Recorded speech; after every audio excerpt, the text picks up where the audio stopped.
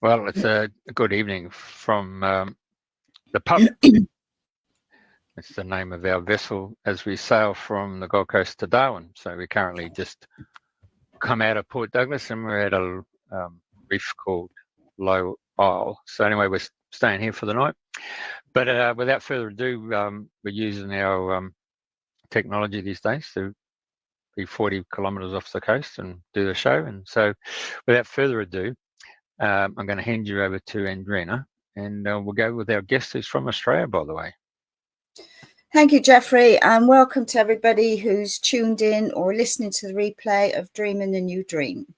So today is the 22nd of May, 2025, and it's great pleasure today that we have Francis Baker on the show. So welcome, Francis. It's lovely to see you.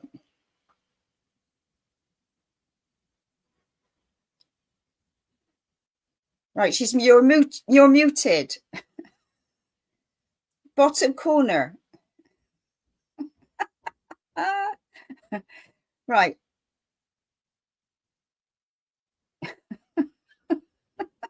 Oh God. Right. Well, I don't quite know what's happening. It was happening earlier. Yeah. Frances is of the old school where technology comes in, and she's got her husband helping her. So you just have to bear with us. They're going to mute themselves, and they try to unmute, and they bloody log themselves out. Okay, so it's a good signal, Jeffrey, where you are traveling along. Yeah. So, well, the thing is that I met Fran and Rick Baker back in 1983, 84. Might even be a little bit longer than that. Anyway, the bottom line is that Rick was into numerology, and they used to go around to various venues around southeast Queensland teaching numerology on this all different formats. And then Fran used to go and here she comes, do her stuff, which was in the personal development. Am I still muted? No, you've unmuted yourself. Goodness knows what I pressed. And as I said, my apologies. This is all new to me, so it's a new experience. And thank you very much. I'm very grateful to have this opportunity to have a chat to you. Yeah, Jeff was just saying how he met you. So do you want to go and say how you met Francis, Jeffrey? Yes, that'd be nice. Yeah, it was about, I just moved myself into the main screen. Yeah, so 84, 85, I suppose it was. I met Rick and Fran. They just arrived from New Zealand from memory, and they were at a lady's place called Glennis Mackay in Mount Gravatt, I think, from memory, and they used to come along. And then Rick mentioned that he does numerology, and the rest is history. Yeah. Yes. Yeah. Back in the day. Well, anyway, today, Francis, you're going to share your story of the book that you've written on the Blackboard of My Heart, which you sent me a PDF copy of. And interestingly, in your bio, you said that you started writing it in 2007, and then obviously life happens, and then you started it again in 2016. So I'm on what chapter? I'm on chapter 14 at the moment, and I see you've got 28 chapters and you've got 445 pages. So some questions I would like to ask. Obviously, you've been an inspiration to many. So let's start at the very beginning. You were born in the UK. Whereabouts were you born in the UK? Yes, I was born in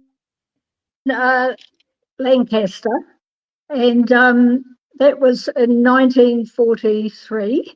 So it was still wartime, towards the end of the war.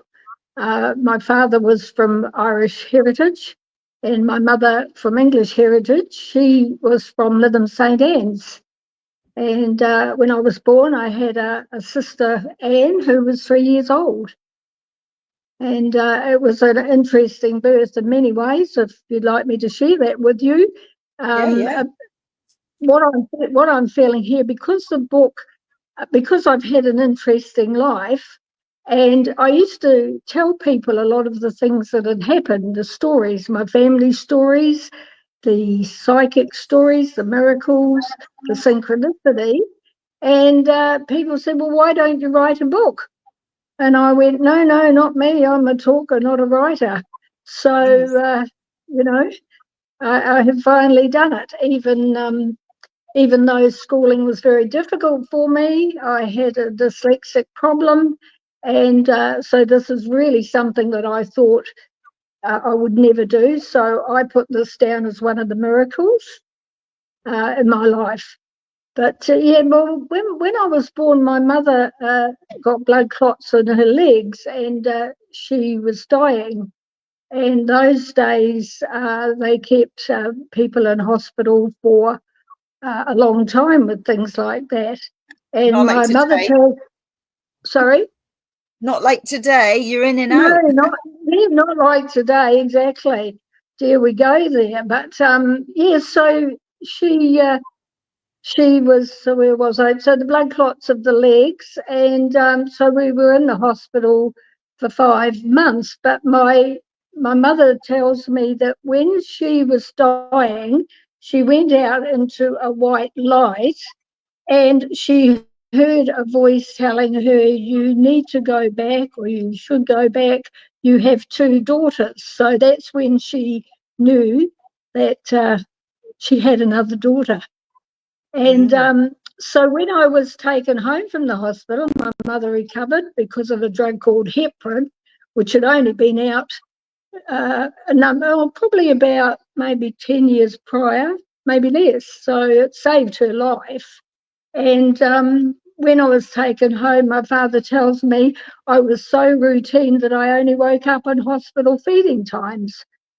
So conditioning in our life has a big influence, and I've written a lot about that in my book, about the conditioning, that we go through. Yeah. So, right, yeah, go on. So I know you were you left for Australia, didn't you? Or when was that? We left for New Zealand. We left for New Zealand in 1948. I was 4 years old, and we sold our home, and we had to go and live with my godparents, my auntie Teresa and my uncle Jock. And it was a big old house, and it had a beautiful garden, had a big fence around it, and we had to go and live there for 6 months. Anyway, when we arrived, we were having afternoon tea in the lounge room, and I needed to go to the toilet. And so those days, children sat quietly on a seat while the adults were having their cup of tea, and you had to ask to leave the room. So I asked if I could leave and go to the toilet. And so I walked out of the room, and there was a stairway. And as I was walking past the stairway, as I looked up, there was a young girl in a very old-fashioned cream-coloured dress. Well, I got a big fright, and I looked away, and I looked back again, and she was gone. So I was pretty frightened. So I went to the toilet, and of course, on the way back, I shot past the stairway. There's no way I was looking back up there, back into the lounge, and I felt much safer with my family there. And that was my first psychic experience. And so that was before. So then we went, when we left to come to New Zealand, we had to go to London. And I remember seeing the changing of the guards, this little girl I was looking through and looking at the changing of the guards and the palace, and thinking about the princesses Elizabeth and Margaret, in there. And yeah, it was all quite exciting. And we left from Southampton on in March it was. We left, and we flew on a solvent flying boat. And those days it cost my parents £1,000, which is a lot of money those days. And we we had a cabin. I remember sitting opposite my parents, and there was a table in front of us, and we flew with, there was 35 passengers on board, and my sister and I were the only children, and it was all very exciting.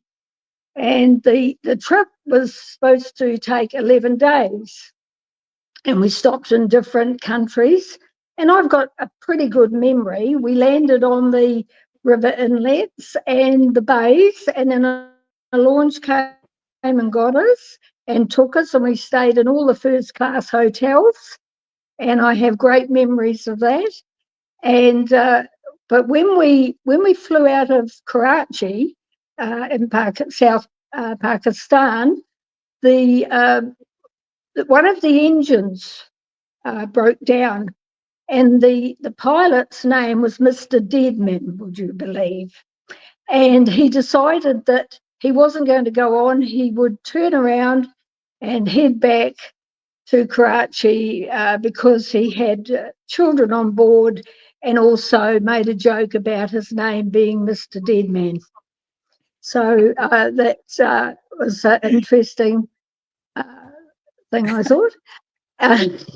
So another plane was flown out by British Airways, Overseas British Airways, BOAC, and our pilot's name was Captain White, and we left Karachi and flew over the equator on the 16th of March 1948. And then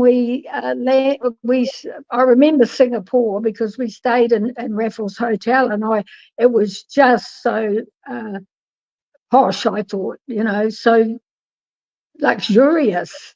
And I remember the doormen, they looked brilliant in their costumes, and they were so nice to myself and my sister, making sure we had water to drink and were we all right. And I felt like a princess, in this place. It was fantastic. But then we finally arrived in New Zealand and landed on Auckland Harbour, and the whole trip had taken 14 days. Wow. Yeah, and so from there, because my parents thought that they could get a train straight to Hastings, where my mother's aunt lived. We were going to her place first. There was going to be no train till the Monday morning. So we had to get a hotel in Auckland and leave on the Monday morning and take a train trip to Hastings. And remember buying the pillows so we could have a sleep, and stopping at stations and having food. And I can remember my sister and I, we were quite in hysterics actually, trying to say names like Tia Mutu and all those sort of New Zealand names were very strange to us, and it was quite funny really. And so when we finally arrived at our auntie's, of course she was a beautiful lady. I've written a story about her in the book. She was in New Zealand. I think she went in 1912, and there's a big story around her and around Hastings earthquake and things like that. And she was a beautiful lady. She'd been a confectionery cook prior to her journey. On her journey on the ship, she was a governess to 2 children. But so we had beautiful food. And of course, going from the wartime in England, where there was food rationed, and here we were in this beautiful country, and I've called the chapter in my book, that's what I've actually called it, A Beautiful Country. And Hastings, it was beautiful, with the well-known for the blossom festivals and the blossom trees, and yeah, I just loved it. It was like a whole new world to me. Yeah. So we weren't there for too long. There's a book. So yes, Yeah, it's that's a beautiful my book. Yes, you know, the reason for the name on the Blackboard of My Heart is because this life to me and to us all, I guess, is like a school of learning. Our souls chose to come here and learn.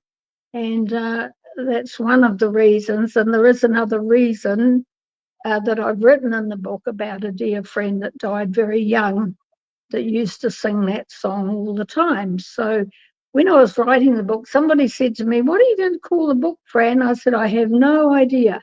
And she said, "Well, look, it'll come to you." And I was sitting on the couch one day and I thought about my friend. I'd often thought about her and thought about the song she used to sing all the time. And yeah, it just felt right. Never changed it from that point on. That was the name.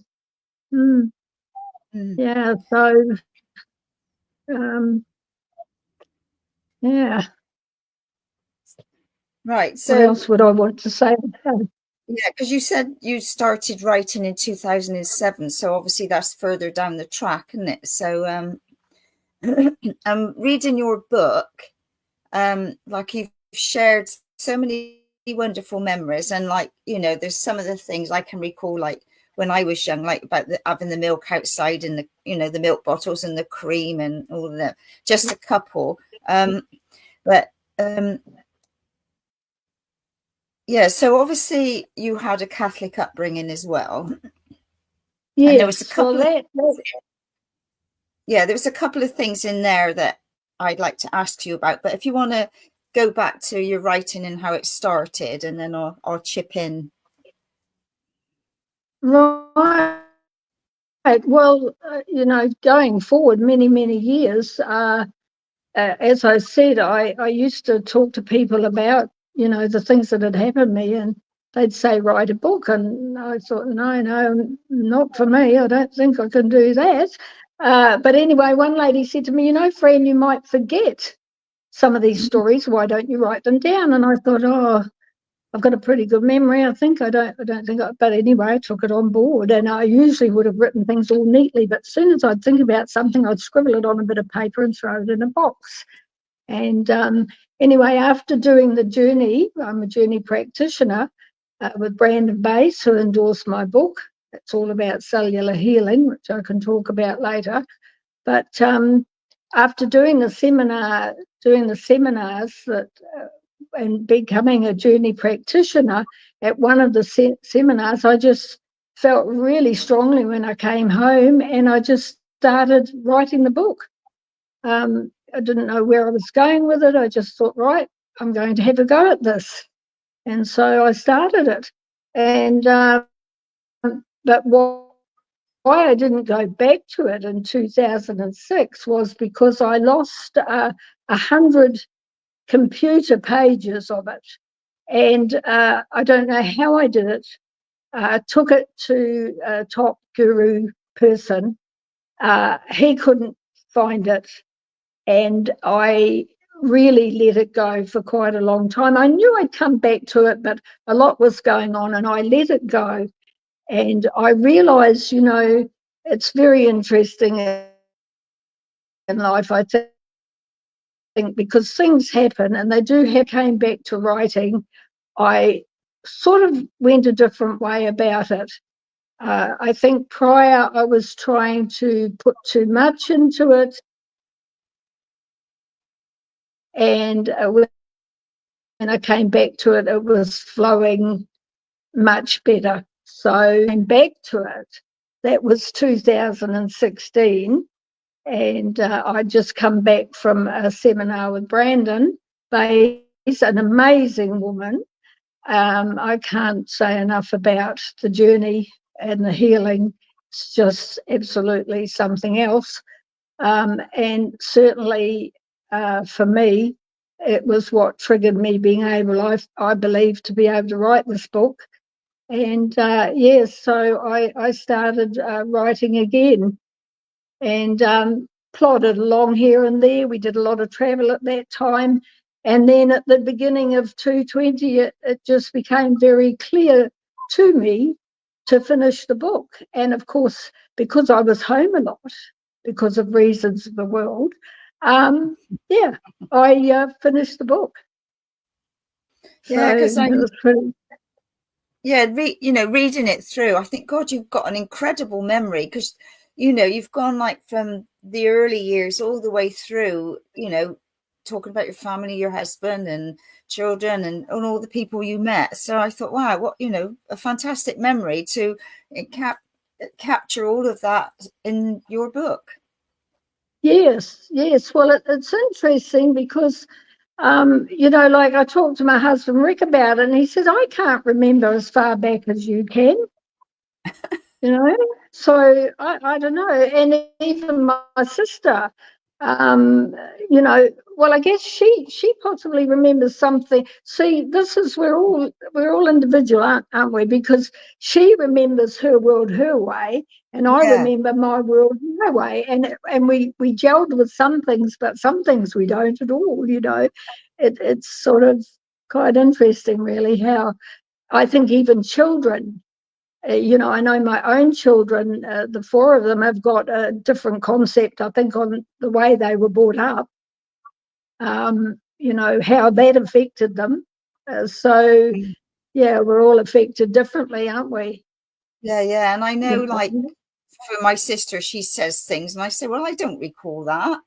And then I think, well, where was I? I can't recall half of the stuff in my childhood. Was I in my body? Because you may not have been grounded. You may not have been grounded.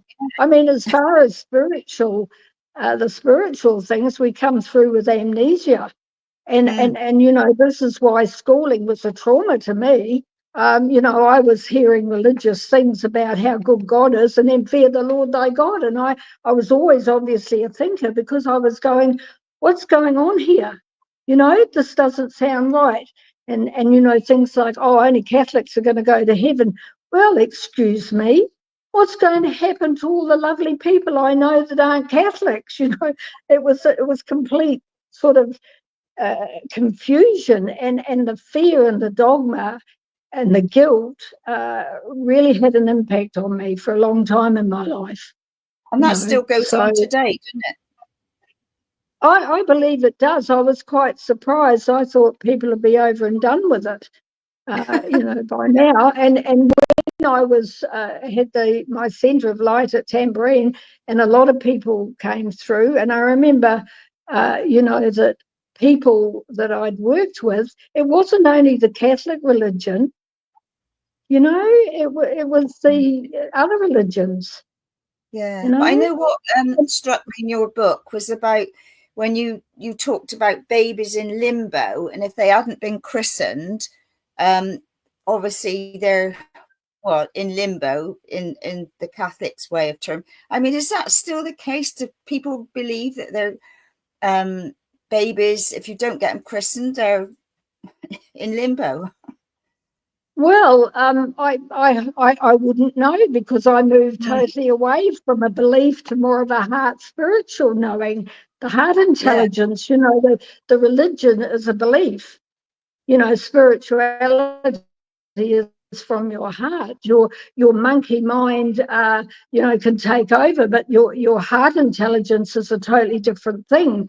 You're connected when you go within, and that you connect more to your soul energy. When you're just so focused on the material world, you can be quite lost in that material world. You're disconnected from the soul essence, and the more you internalize, the more soul energy that comes through.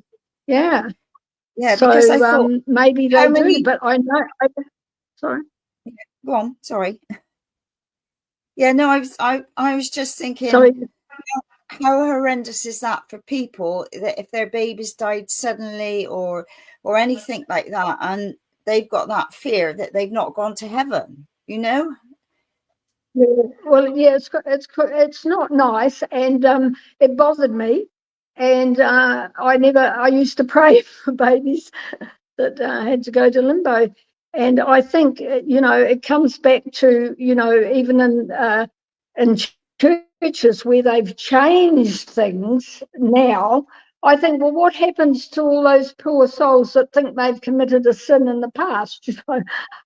Hopefully when we pass over, it all clears away, I believe, and you see it clearly, thank goodness, not this illusion that's going on here, So, pretty traumatic for mothers, who've lost their babies and they haven't lived and haven't been christened. I mean, it's pretty harsh, isn't it?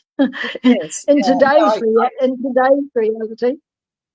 Yeah, I really found that unbelievable. But anyway, all these different religions have got different ways of doing things, which is not in alignment with some of us, and it is with others, but we're all on a journey, and it's different for each and every one.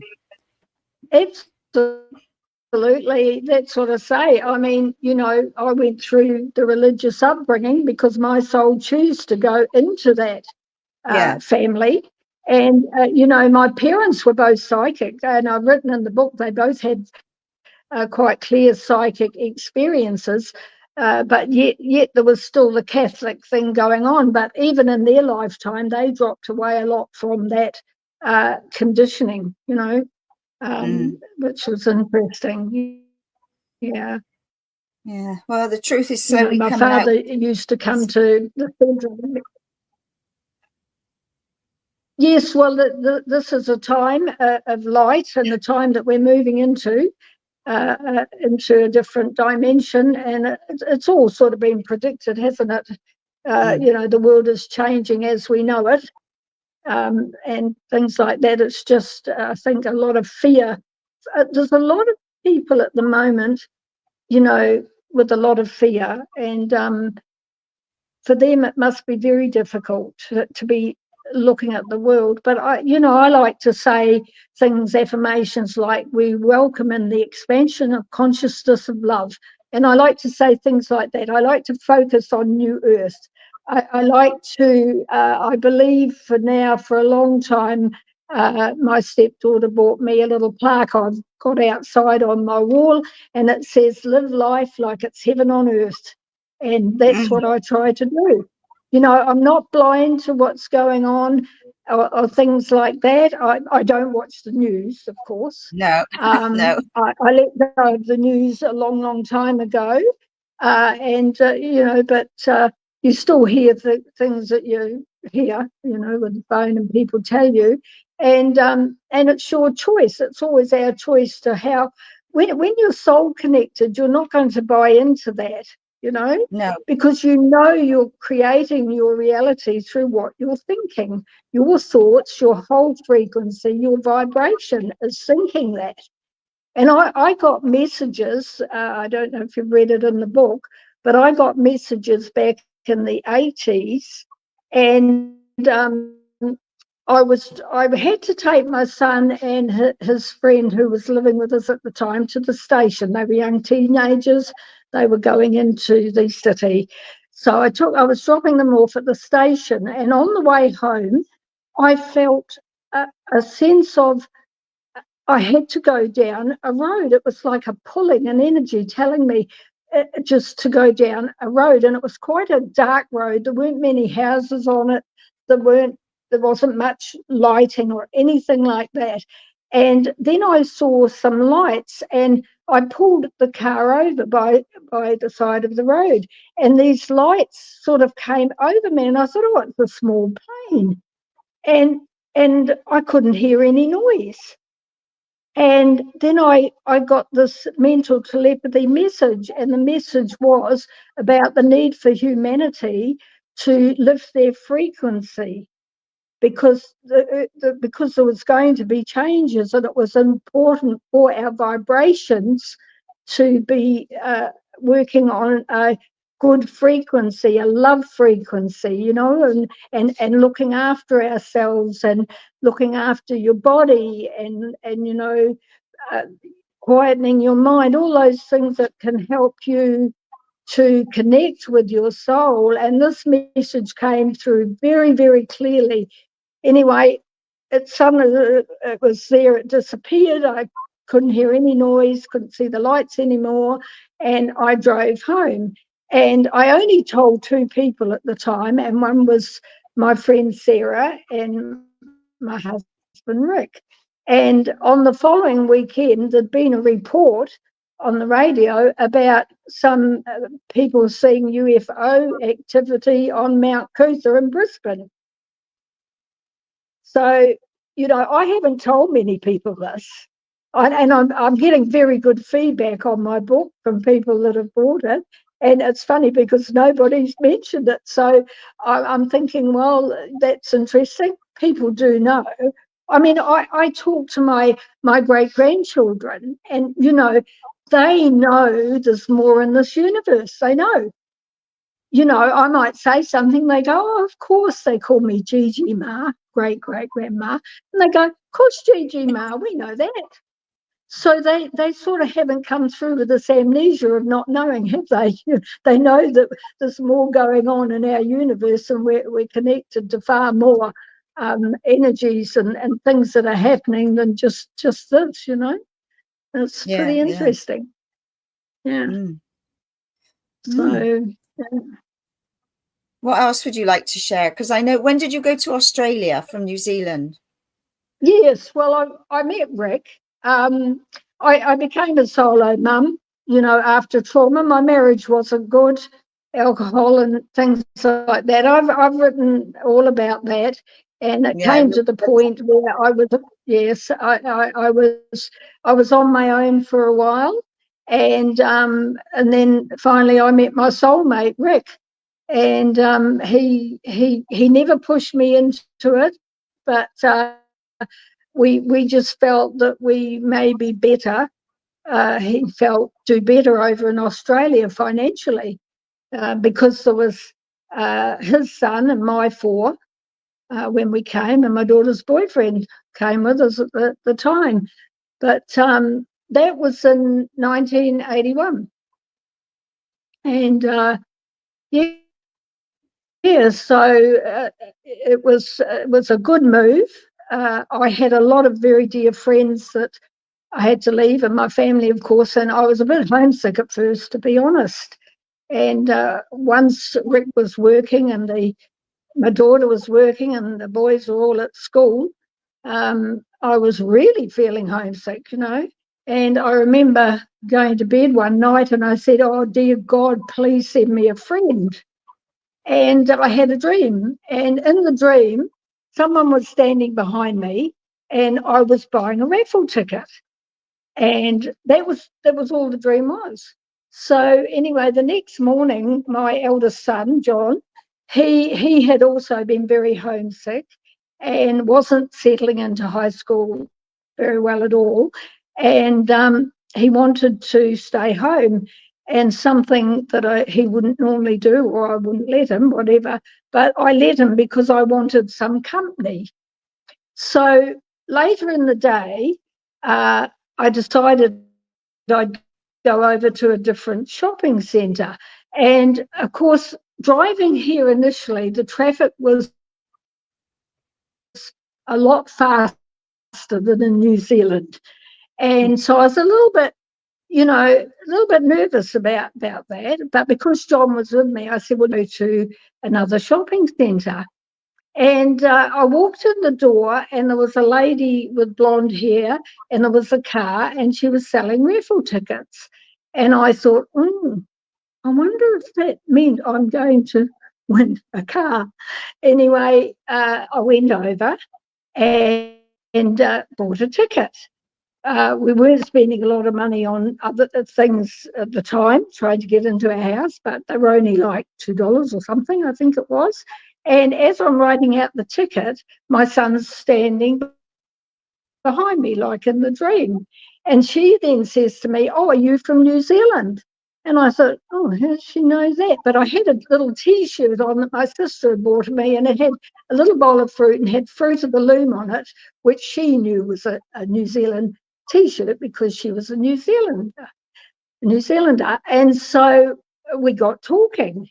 And so I told her, you know, how long I'd been over here, and she'd been 2 years at the Gold Coast and just bought a house up this way, and she was just doing that job till she got another job. a better job, and it turned out that she lived in the next street over from where I was renting, and it turned out that she was a beautiful lady, and we became very good friends. So I was pretty happy. God answered my plea straight away the next day that I had won a beautiful friend, and that's amazing. I always think that's another miracle, you know, and just just the miracles, just things like that have happened to me, you know. There's so many things like that, of course you can't put everything in the book, but I have put a lot, as many stories as I can, you know, like that type of thing. Yeah. Did you think your book, because You know, like it was going to be what, 445 pages? Did you think it was going to be as big as that? No. No, but then I am heading up in age. I am heading up in age, so now. So excuse me. So what's your age? This talking? No, I didn't. I had put some photos in the book. Yeah, no, I've seen them. And you know, things like that for people. Yeah, and you know, when I went to the Glenys Mackay's that Jeffrey was talking about before, her meditation group, I was just blown away, because how that came about was that my neighbour Val over the road from England was became very good friends, and she knew I used to sort of muck around a bit with reading, and she got me to read her teacup. So anyway, one day she came over. She saw, I'm going to see a real clairvoyant, and I said, "Oh, that's great, good." She said, "I'll let you know how it goes on." So when she came back, she came over to tell me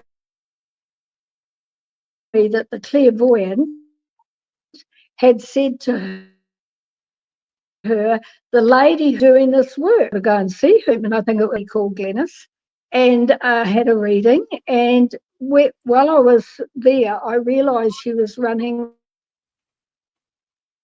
a meditation group, and I asked her, could I come, please, and could I join your meditation group? And when she said yes, I was over the moon. And I much to get to that group. No, that was, well, not, you know, and it was lovely. And I met Sarah there, and I'd been going a few weeks, and then I said to Sarah, because every time I looked at her, I could see a spirit behind her, a very tall, dark man. And when I told her, she just acknowledged it like that. And then she said, well, every time I look at you, I can see a building. And I said, well, what sort of building? So she just, because Rick was looking for a work building, government money to build a factory. And it was nothing like that at all. And so I said, oh, okay.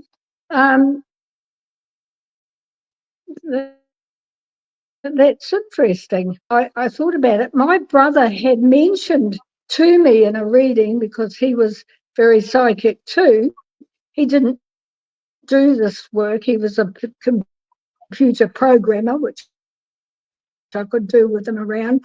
Sadly, he passed over when he was 43. But so he had told me about a building. So I rang him and I said, look, would you be able to do me a sketch of that building? He said, sure. He said, I'm pretty busy at the moment, but I'll do a little sketch of it. So that's fine, just anything when you get a chance. Anyway, the sketch arrived, and it was exactly how Sarah had described it. I've got a picture of it here. It was smaller than this. This is something I took. Can you see that? Can you see that?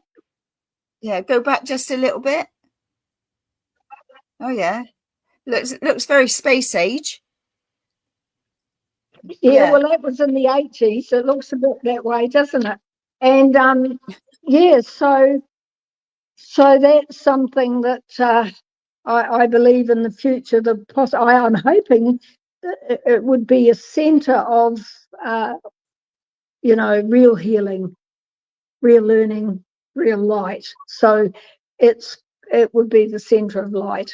And I opened a centre at home after my brother died. I had a big area downstairs at Tambourine, and I call that the centre of light. And a lot of work happened from there. And it was really good. And even to the point that, a few people were interested and we got together, but things didn't turn out quite that way. But it opened up doors to another area called the Australian Life Skills. And through Australian Life Skills, there's lots of stepping stones, aren't there, to things. They don't always go the way you think. But because of Australian Life Skills, I ended up running 12-week courses at Kingston Education College called New Horizons, and the government were paying me. I wasn't sure that just comes about, because Rick was doing work up there, and the principal up there was a very forward woman, looking, very open-minded, forward-thinking woman, and she wanted the girls to look nice for their graduation, and she'd met me, and she asked Rick if I would teach them how to put their makeup on, because she liked how I did mine. And I said, sure. And I went in and I set the whole thing up really nice, like a proper presentation and everything. And she came out, she was very impressed. And after it was all over, she said to me, is there anything else you could do here for a 12-week course? Well, I was in on it straight away, oh, sure I can, positive thinking, creativity, all the positive things. And so, yeah, she gave me that opportunity. And it was really good. I loved it. And the thing is, it's a two-way street. I've just learned so much from everybody that's come into my life, and I'm so grateful because I've met such beautiful people, and they've taught me so much, so it's been amazing. So, Yes. So are you still running anything now? Pardon, love? Are you running anything now? Any groups or? Not at the moment. People come sometimes for healing. For the healing, because after I did a lot of work around Brisbane, in the day, and Jeffrey will remember all this. It was quite buzzing, wasn't it, when everything came out of the woodwork, because Sarah did the psychic news, the first psychic news, and that's a copy of the very first one, and that's my son on the front, and that's the very first psychic news. And back in the day, there was still a law in place in Australia that it was, a crime to sort of do fortune telling. And so people were hidden, in tea rooms, and it was all right, I think, in the spiritual church to do it. But so, people were hidden. So the psychic news came out. Sarah's very confident with editing it, did a terrific amount of work. I did my best to help her. She was a real mentor to me, because she had been to the psychic centre in London, where they do studies there, and she knew a lot more than me. So she was quite a mentor to me at that time. But I would go with her to this different meditation groups, and our business would pay for the paper till the advertising took over, and it was a very interesting time, at that time, meeting new people, finding out new things, and certainly what it did was bring a lot of people out of the woodwork, because people started advertising. And it was like, and of course then we went from that, when Sarah let go of the psychic news and Arthur Remford took it over as the silver cord. We put on a big thing in the big venue in the town hall called Beyond the Physical. Do you remember that, Jeff? Beyond the Physical? No, it's all right. So go on. you might. Anyway, Okay. yeah, I can't hear love. That's all right. So anyway, Arthur helped by advertising it, and we actually got over 700 people there. And Wow. it was, that was yes, and it was, we donated the money to the Children's Hospital, and I was the last speaker, and we probably had too many speakers. And it was my first time of ever speaking in front of 700 people, and it was a bit disconcerting, because behind me on the stage, all the others that had done their thing were laughing and carrying on, and people were getting up out of the audience and leaving. And I thought, what's happening? So, and I actually cut my talk. I found out later they were having to leave, or they'd got stuck in their parking places and wouldn't have got out. So that's why they were leaving. But anyway, all in all, it all went all right. So, that was another total experience again. Doing things that you never imagine you'll do. And I know when I was first came to Australia, I got a job at a factory for a while, for a couple of years, because, to help out, to get ahead. And, we bought a house and everything. And I can remember this factory, they make doorknobs, and it was noisy, dirty, boring work. And I remembered, doing the work, and I'd often be thinking, I really wish I could help people. And then rather than doing this sort of thing. And then of course, I didn't have anything that I felt that I knew I could help them with. And anyway, I ended up leaving there, and we were in business, and I worked in the office doing the wages and things like that. But, eventually when I remember setting up downstairs in the Centre of Light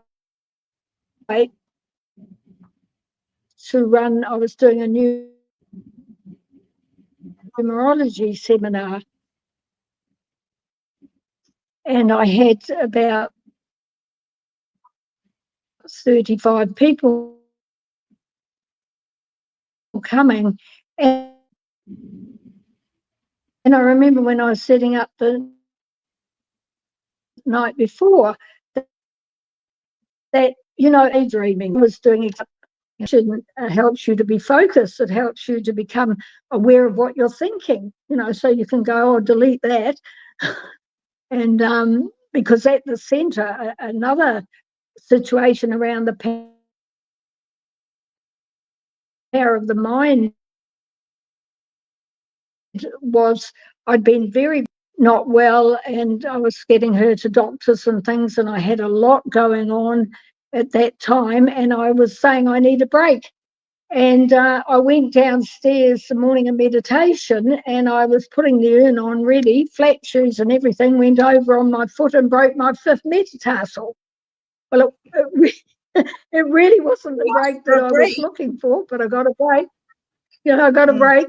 So very, very aware. I'm very, very aware of the power of our mind and what you're thinking, what you're feeling, what your vibration is. Because one of my daughter-in-laws had read a book all on manifestation that was all popular at the time, and she was all suddenly going to manifest everything, which was wonderful. And then when it didn't happen, she's saying, oh, I don't know why this is happening. Well, it's good. It made some shifts, but if you really, every cell in your body has a memory. You know, it's not just your mind, your whole body is a memory. So your whole frequency is going out on that, you know. And that's why the cellular healing with Brandon Bayes is so powerful, you know, because your cells in your body, why do people keep getting sick over and over? Because, you know, the memory of because every 6 months you're a whole, you know, you're rejuvenating, regenerating. A whole year you're a whole new person. So why are you sick? Because that memory is being sent to that cell again, and when you break that cycle, you know, you can heal. People have healed through breaking that cycle, which is amazing. Yeah, the power of your words. Okay, so let's come back to the book itself. So you've written your book, and then you obviously become a self-publisher. We've had a number of authors come and explain the circumstances to self-publishing. So I got a publisher. All right. And so from that perspective, you just gave them the go-ahead to go and look for different avenues for promotion and actually put it on the shelves, whether it's, you know, a bookstore or through online. What was the procedure there? How did you go with that? Right. Well, actually, unfortunately, the publisher that I went to has caused a lot of people a lot of problems. I can't really go into this too much, but a lot of people have lost a lot of money. So I feel very fortunate that I have my books. So myself and Rick, we're doing our own promotion. I've sold quite a few books already because a lot of people know me. And of course, they've been waiting for my book. And I've gone to some shops, and they're going into some alternative type shops, and it's on Amazon, and we're still in the process of that. So there's still more work to do with regard to the book, to the selling of the book. Yeah, it's interesting because I've written a book on poems a long time ago, and I thought, right, it'd be lovely to have them in a book form. So anyway, I went to the printers, sent it them and what have you, and they gave me a rough copy and what have you. And then, so he told me for 10 books, it would cost me £147. I went, what? I said, right, I'll have to forget that, because that's, you know, that means each book would be about £17. Well, that's just not the case. So it's obviously in the right avenue. Yes, that's true. Well, I had paid out for this, and I'm happy to do that. And fortunately, I had the money to do it, and I'm very grateful for that. And you know, so they sell it. For me, this has been a real soul heart thing. I have really written this book from my heart. Yeah. You know, and I feel it's come across by the feedback that I've got. But my husband, Rick, actually would be the one to talk to, because he's written a little book, and he wanted to learn, because of what happened to people with this publisher we originally had. He's written a little book, and he's gone through the whole process, cover everything, and just to know what to do. So if there's any more books from our home, we'll be doing it ourselves. Oh, maybe I'll have a chat with Rick later.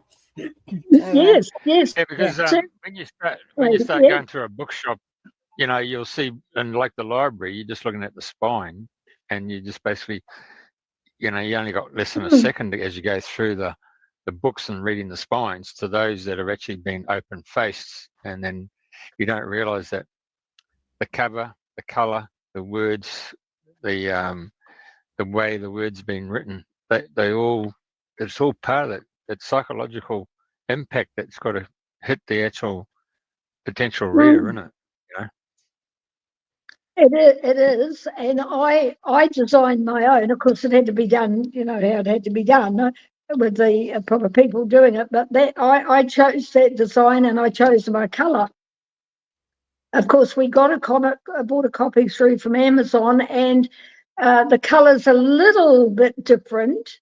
and the little bit of writing at the top, the white isn't quite as clear as on the books that I, like this book that I have here, you know. Yeah. But yeah, I have had some good comments on my cover, which is nice. And I've had one bad comment, which is nice. I took it on board. One lady who'd written a few smaller books said to me, "Oh, I don't like the name of your book." And I said, "Oh, that's all right." She said, "Well, it's not the right sort of name for a spiritual book." I said, "That's fine, thank you." Yeah. And most people have said, "Oh, really do love the cover. It really grabs you." So yeah, definitely, that's important. Yeah. So where are you now with Right. everything? Have you got any more plans, any more books? So what's your next step, if you like? I did have a thought of putting a smaller book together, just maybe not such as a story like that, because the idea with this book also was to tell my story and not sort of be saying to people, well, it's best if you do this or you do that or you do the other thing, you know, telling you what to do or anything like that. I just wanted to write my story, and maybe somebody may get something out of the fact how I dealt with these things in my life, you know. But now I have had the thought of, maybe another book and more in that context of, different things that you're just kind of spelling it out more clearly, you know. So how to let go of conditioning, sort of thing. How you can heal how you can quieten your mind. I know when I was running meditation groups and the New Horizons course, I had some young women there with babies and young children. And they said, well, we haven't got time to stop meditating every day. I said, no, you haven't. So what you do when you're driving a car, you just center, you get in the now, you're driving a car. If you're in the garden, you're in the garden. If you're waiting in a queue to get some shopping, you just wait there silently. That's all meditation. If you're in the shower, just become aware of the water, the feel on your skin, the smell of the flower gel. I said, what will happen straight away? Your mind will start going, oh, I need to get that for tea or whatever. So don't try and push it away. You can't stop your mind. Don't push it away. Just let it flow through, and then just keep coming back to the now, And that seemed to be very helpful to a lot of them, to think, well, because they were thinking, I don't believe that you have to be sitting in meditation for hours. No. And certainly once you really start to wake up, your life becomes a meditation because you're living in the now. Yeah. It doesn't mean to say that things don't happen to you in life. They do. But the difference is when you're connected to your soul essence, and you're working on a better frequency, like the higher mind, active intelligence, love, wisdom, a part of the soul essence, when you're working on that, well, then you're able to be, in that now energy. Your whole life is centered in that. Yeah. It's only when the mind, they call it the monkey mind, don't they? The monkey mind.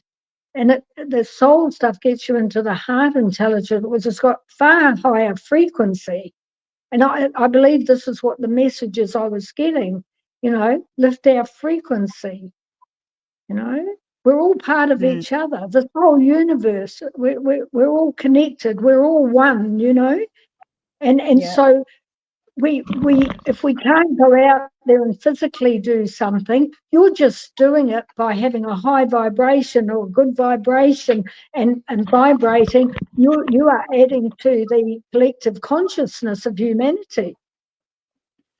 Yeah, And totally. that's a beautiful thing to just be able to do so easily, isn't it? And as I say, things happen in your lives. but I feel you just deal with them in a different way. I mean, I've had a little thing go wrong lately, and with my shoulder, and somebody rang me up the other day, and they go, you know, they didn't know, how are you, Fran? I said, well, I'm fine, but the body is doing something at the moment. Yeah. You know Totally. what I mean? It's not, you're still okay. You're able to let go of things easier.